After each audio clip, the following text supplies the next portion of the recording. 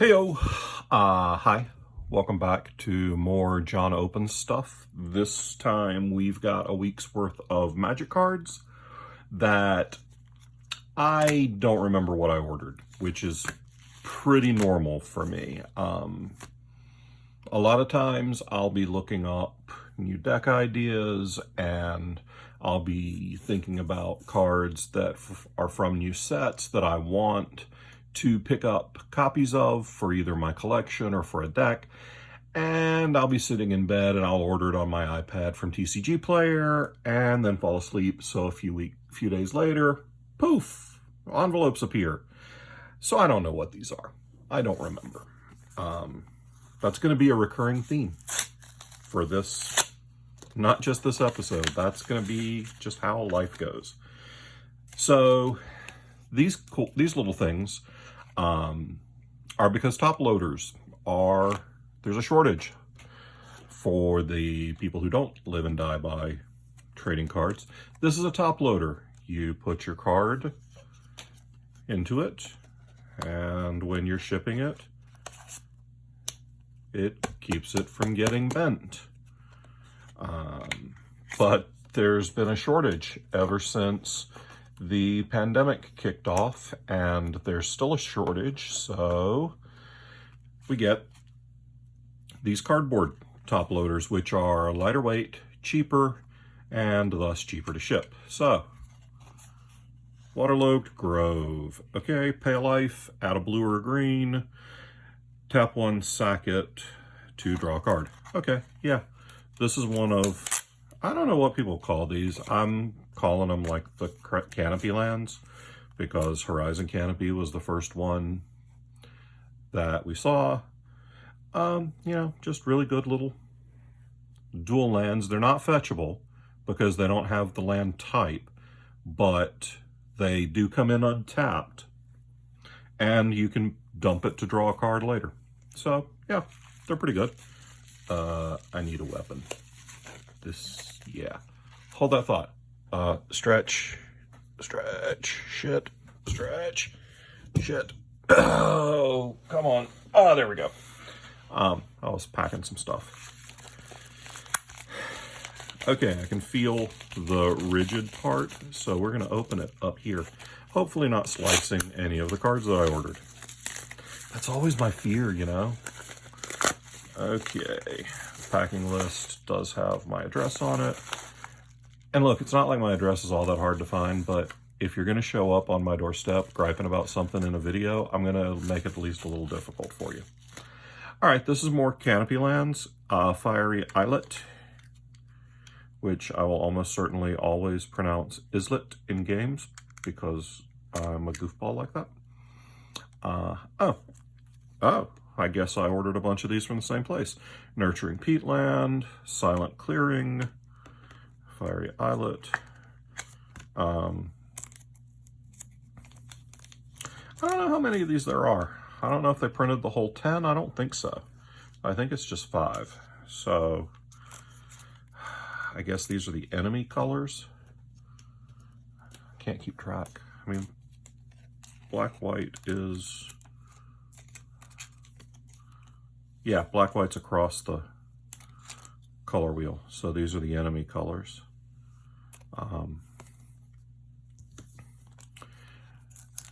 Whenever I get cards like this, if it's more than 10 bucks, I put it in a perfect fit. And then I just take the penny sleeves and stash them for whatever. Collection storage, collection sorting.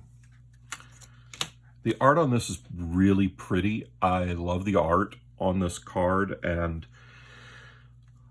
wanted it in foil, but the foil's like 50 bucks and I'm pretty cheap. So I don't want to pay 50 bucks for a land that was just in print a year or so ago. So I didn't get the foil. I don't have the shiny. Sorry for me. And then Nurturing Peatland, same. These are all the same card. They just produce different flavors of mana. They're pay a life, make one of 2 colors, and then pay 1, tap it and sack it to draw a card. So Really solid little land cycle.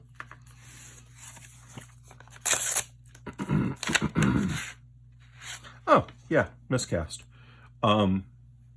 As I watch more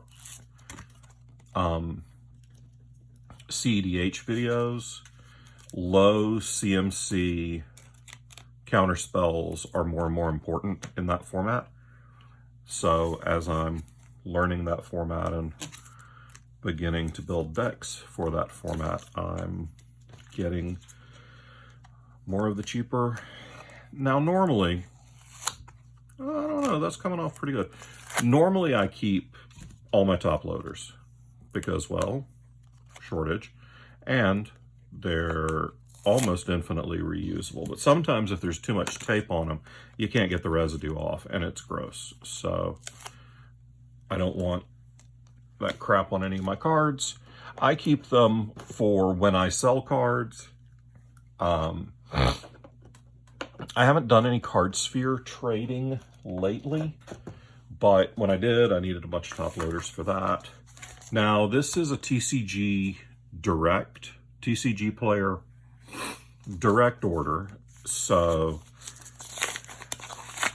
the way that service works is you ship your cards to them. Oh, okay, I finally bought a delay. Seriously, never remember what, I just never remember what the hell I ordered. So I try, when I'm ordering something, I try to make sure that I take it off of my Magic card wish list. I use Top Decked, which is an app a friend of mine created. It's a great collection manager, deck sorter, and I keep my wish list on there. Ooh, there's something else. Hey, I ordered a Dance of the Dead. Cool. I've been meaning to get a Dance of the Dead. See, it's like a little surprise. It's like I gave myself a little gift. Gifts are nice. I like gifts. And that's all we've got for the mail call for today. So, just a few little magical cards. I don't think delay's worth enough to actually put in a perfect fit. So, we got a couple of cheap counter spells, a reanimate spell, and 4 lands. So, yay me. Cool.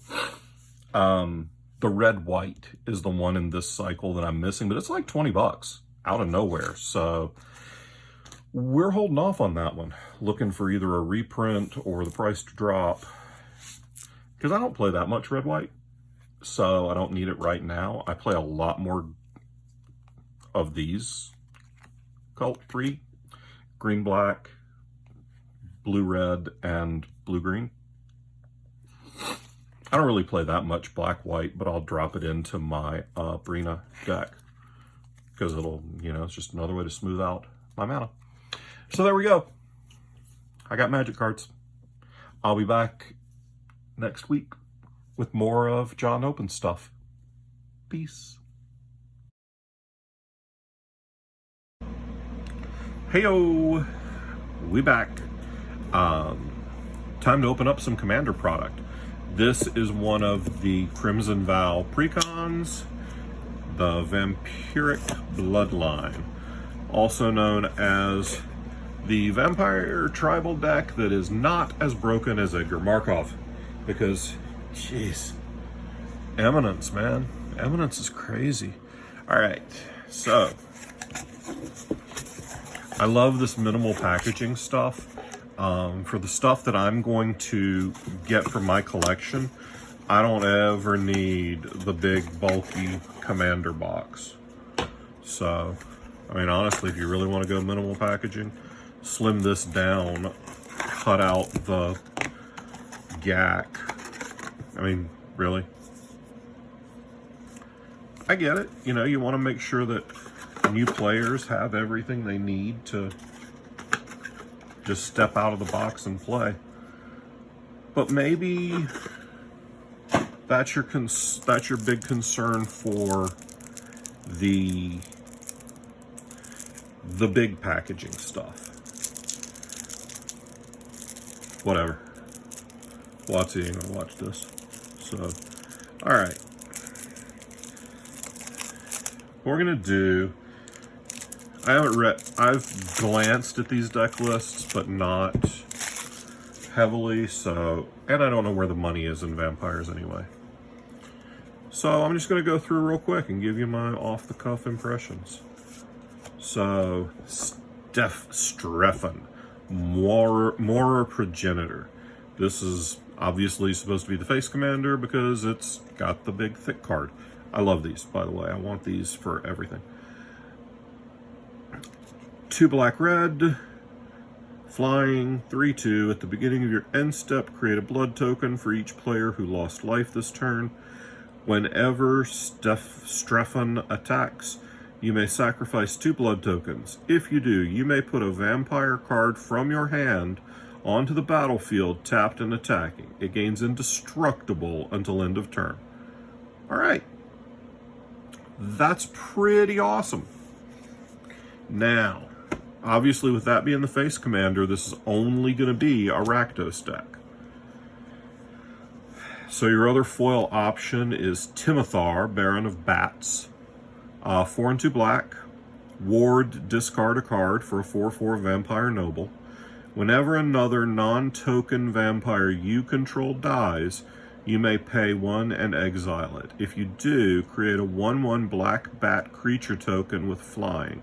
It gains when this creature deals combat damage to a player, sacrifice it and return the exiled card to the battlefield tapped. I'd have to think over that. I mean, sure. Blood Tithe Harvester, Vampire, Ancient Craving. This is just like that Ambition. Ambition's Cost, I think. It was in Strixhaven. 3 and a black, draw 3, lose 3. Blood Artist, Vampire. Bloodline Necromancer, Vampire. Falkenrath Noble, Vampire. Feed the Swarm, removal. Indulgent Aristocrat, Vampire. Night's Whisper, draw. Night's Whisper is a really good include because even at common it was like a $4 card. Urge to Feed, removal. Vampire Nighthawk, phenomenal card. Rakish Air. Oh yeah, Stensia Masquerade. This is not terrible. It's just a general buff. Vandal Blast. This had gotten up to like $4 or $5. Rakdos Charm. Stromkirk Captain. First strike. Other vampires get buffed. Ramp. Ramp, ramp, ramp, ramp, ramp, ramp, ramp. There's our whole ramp package. It's black and red, so it's all going to be artifacts. And after I make some changes, artifacts and Dockside Extortionist. Swiftfoot Boots. Okay. Unstable Obelisk? Really? I mean, sure, you can get rid of Planeswalkers. You can get rid of enchantments easier, but damn. Nah, there's got to be a better way than that. Land, land, land, land. Crossway. Troublemakers, Vampire. Attacking vampires you control have Death Touch and Lifelink. Whenever a vampire you control dies, you may pay 2 life. If you do, draw a card. Glass Cast Heart. Holy crap, that art is awesome. Elena Danner. Elena's a badass.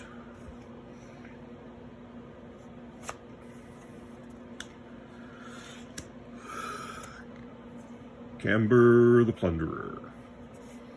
Olivia's Wrath. Predator's Hour.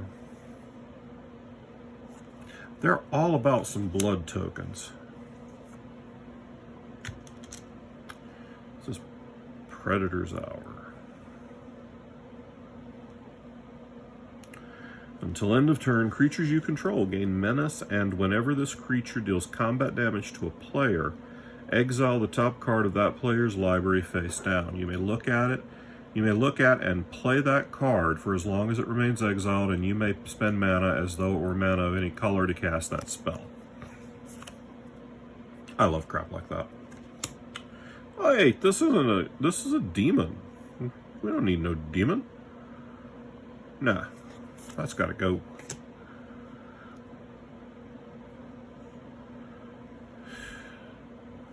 Yay, make blood tokens. Don't care. Imposing grandeur? No.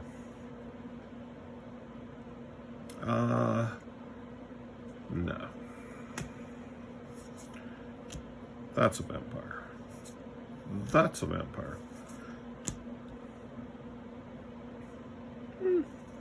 That's fine. This was money. I mean, it's not anymore. Oh, neat. At the beginning of your upkeep, each player sacrifices a non-vampire creature. So it's a little bit like Shieldred. Not as good.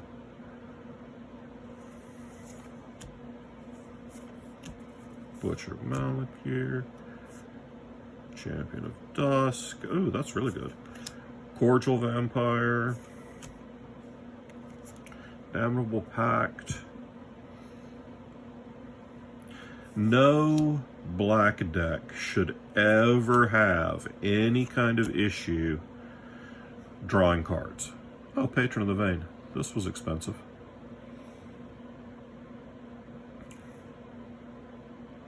When Patron of the Vein enters the battlefield, destroy target creature an opponent controls. Whenever a creature an opponent controls dies, exile it.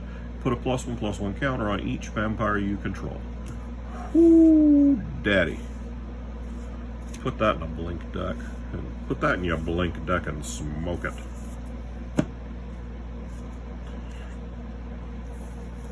Sanctum Seeker's so good. Card draw.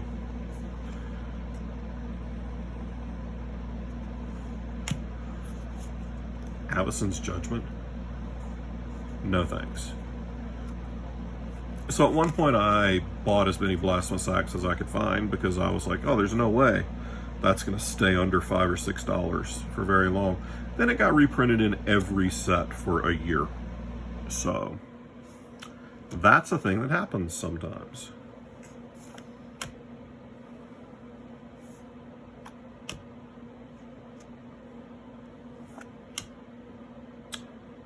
Mob Rule.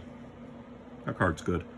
You can either gain control of big things, like all of them, or you can gain control of all the little creatures. So it just depends on what. But I don't see where it fits here. Molten Echoes. Choose a creature type. Whenever a non-token creature of the chosen type enters the battlefield under your control, create a token that's a copy of that creature. That token gains haste. Exile it at the beginning. Oh, nice. Also, don't see what it has to do with vampires. Ha! Vampiric Dragon. That art's kind of lame. Exotic Orchard. Everything else is just land. Usually the lands in these is okay. It needs more ramp, which is shortcut for saying it needs more Dockside Extortion. It needs way more card draw. Does this guy let me draw cards? Is it all about the blood token? Okay. So blood token. Pay 1, tap it, sack it, discard a card to draw a card. That sucks. That's so much resources. It's a card. It's an artifact. It's a permanent is the word I was looking for, by the way. It's a permanent. It's a card. It's mana. Ugh. Yeah, I don't like blood tokens. I think they're lame. But I don't know about this deck. I'm sure it's fine. The Commander precons lately have been pretty good. I mean, you can play them right out of the box. But I don't know about this one. This one feels clunky and a little overcomplicated. So, I don't know. I'll poke around online, see if there's gameplay I can see to change my mind, but not nuts about that one. But hey, minimalist packaging. All right, I'm out. Thank you. If you enjoy all this, like, subscribe, ring the bell, click a token, paint an icon. I don't know, do something. Peace.